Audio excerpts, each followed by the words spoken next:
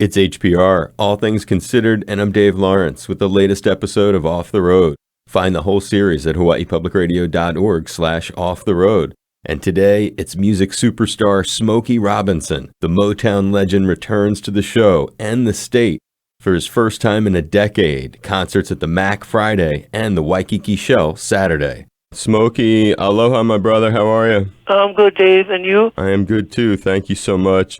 A huge mahalo for doing this and welcome back. Been almost exactly a decade since you were last here and on with us on the show. So just know we really appreciate it, man. How long ago was it, Dave? I missed that, man. I think May of 2012 that you last came and you were... Oh, my goodness, man. At the I knew Blazo. it had been a while, but I'm really looking forward to it. Oh, it's huge. And so how many shows have you done so far since returning to performing after COVID, and sort of fill folks in on what'll be in store at these? You know what, man? I don't really know how many I've done. All I know, Dave, is that they've picked back up, and I'm very happy about that, man, because we were shut down for a while. Yeah. There was nothing going on, man. People were doing virtual concerts from their homes and stuff, you know. So I've done quite a few, but I'm very happy that they've started back up, and I'm really excited about coming there. For sure, my brother. And I think we had only one other guest who actually had COVID, and you were actually sick with it.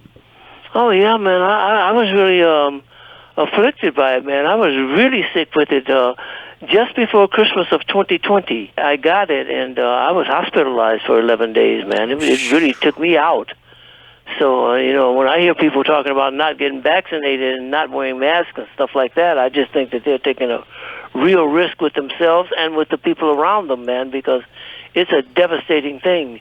Like I said, it's something that I don't think anyone should ever have, and I don't recommend anyone taking the chance on getting it, because it was really rough going.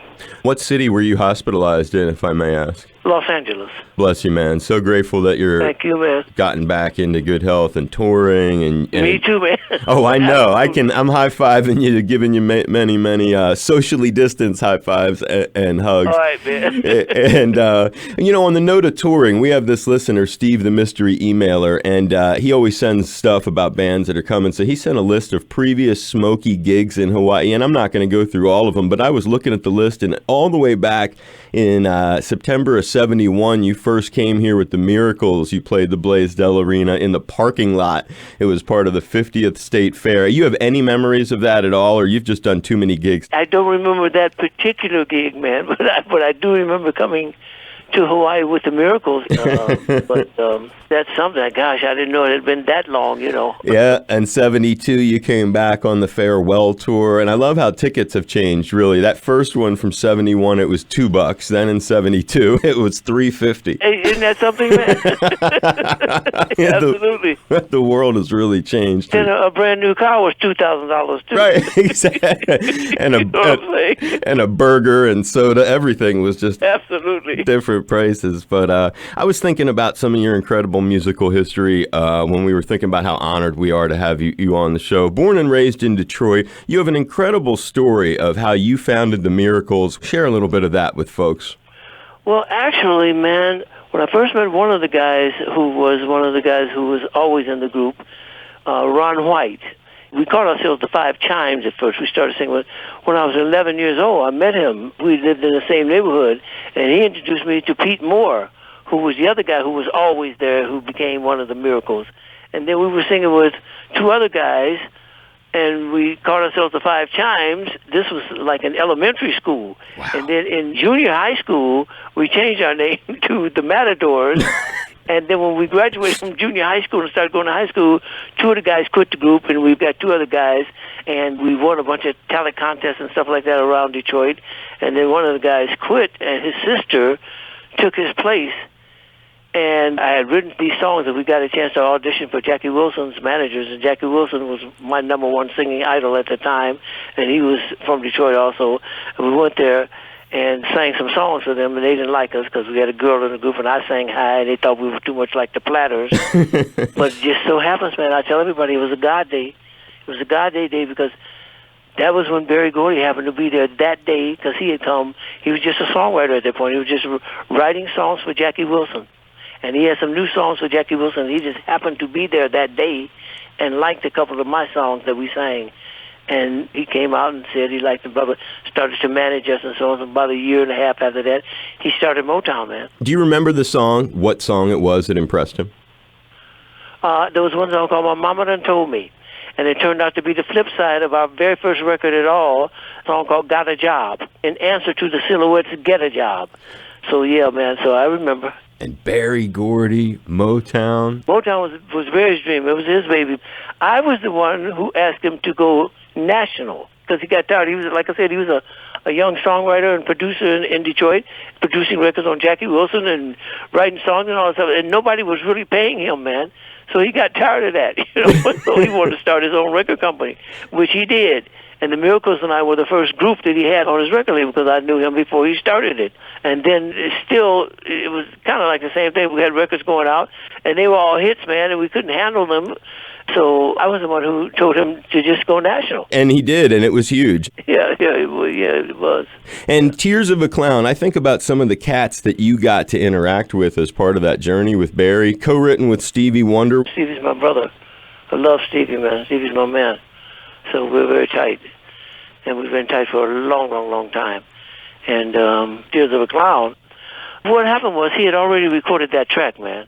That very track that's on that record, man, he had already recorded that. He and a guy named Hank Cosby. And he couldn't think of a song to go with it. So he brought it to one of the Christmas parties that we had in Motown and told me that he had that music. And would I listen to it to see if I could think of a song for it? And so I said, of course. And I took it home and listened to it. And the first thing it says, dun, dun, dun, dun, dun, dun, dun, dun, dun, which is Barnum and Bailey or Ringling Brothers. You know what I mean? Yeah. So I wanted to write something about the circus. When I was a kid, I heard the story of Pagliacci, the Italian clown who made everybody happy. Everybody loved him, but he didn't have a woman.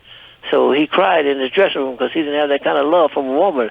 I don't know if he was mythical or real, but that's what Tears of a Clown is about. It's about a personalized story of Pagliacci who cried because he didn't have a woman. You know, when other people have taken your tunes and made it part of their repertoire, like when Jerry Garcia used to play I Second That Emotion, ever mean anything to you? It means something to me every time, man. I love it. As a songwriter, man, I can't beat that. I write songs that I want people to sing forever. I want them to sing it for many, many hundreds of years after I'm gone, like Beethoven. You know what I mean? So that's why I am a songwriter, so people can sing those songs, and I'm flattered by it, and I love it every time. And I remember when the young kids first coming out, the hip-hop artists and the rap artists start sampling people's songs, and people see me and say, aren't you upset they sampled your song? No, sample all of mine. Sample every last one of them. Because it keeps it alive and makes it grow, is what you're saying. Man. And did you like his version? Are you familiar with that cover I talked about, the Jerry Garcia cover of? Yes, I like that. I've never heard one of my songs, a version by anybody that I didn't like. But like I said, as a songwriter, I'm very pleased by that. That's a great way to look at it. And before we wrap it up, there's a great story, Uncle Claude, and how he factors into your life and your very famous name. Yeah, my Uncle Claude, because I loved cowboys. And when I was about 3 years old, he started to take me to the movies to see cowboy movies. And I loved cowboys, especially the ones who sang. Roy Rogers and Gene Autry and those guys like that who had guitars and they sang. And if you asked me what I wanted to be at that point in my life, I would have told you I wanted to be a cowboy. And so he had a cowboy name for me, which was Smokey Joe. And that's what he called me. And so when you asked me what my name was, I told you Smokey Joe. So everybody's called me that since I was 3 years old. And when I got to be about 12 or 13, they just dropped the Joe off, and I just became plain Smokey. So, yeah. What a great life you've had, and so many different chapters of it. We're very stoked that we got to have you on the show and sharing some of your memories. And any special thought when you think of Hawaii? Just the fact that I love Hawaii. And when you say Hawaii to me, I get happy. Just hearing the name. I dig it, brother. Well, stay safe. We're looking forward to seeing you. We really appreciate getting to talk to you today. Yeah, man, it was great. Sharing some of your great stories with us, my brother. Well, I appreciate you doing this, Dave. Thank you very much, man. You too. Take care. Aloha, bro. Aloha.